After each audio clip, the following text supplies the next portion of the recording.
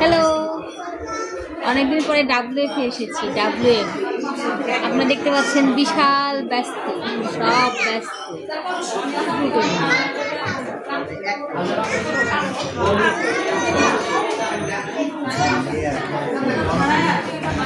এবং অনেকদিন পরে আসছি, আমি আর আম্মু আসছি। লাচ্ছি অর্ডার দিছি আর আইসক্রিম অর্ডার দিছি।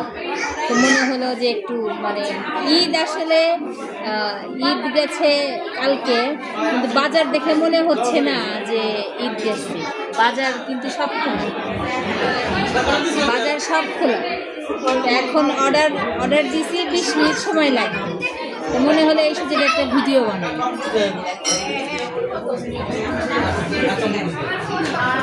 প্রচুর ব্যস্ত। এই যে আমার আম্মু, এই যে বাজার দেখে মনে হচ্ছে বিয়ে বাজার, অনেক বিয়ে চলছে এই মৌসুমে ঈদের পরে, এবং অনেকেই কিনতে পারছে না, তারা কিনতেছে।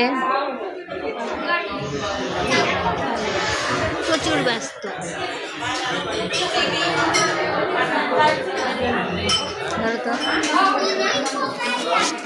প্রচুর ব্যস্ত সবাই।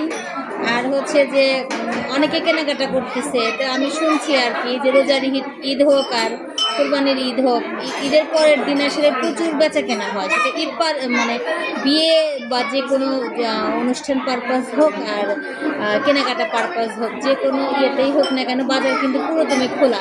মনে হচ্ছে না গতকাল ঈদ গেছে, এবং রেস্টুরেন্টে যে পরিমাণে ভিড় দেখে মনে হচ্ছে না। তবে মানুষ মাংস খেতে খেতে টায়ার্ড হয়ে গেছে, এই জন্য এখানে আসছে বিভিন্ন বাহারি জায়গায় খাবার খেতে।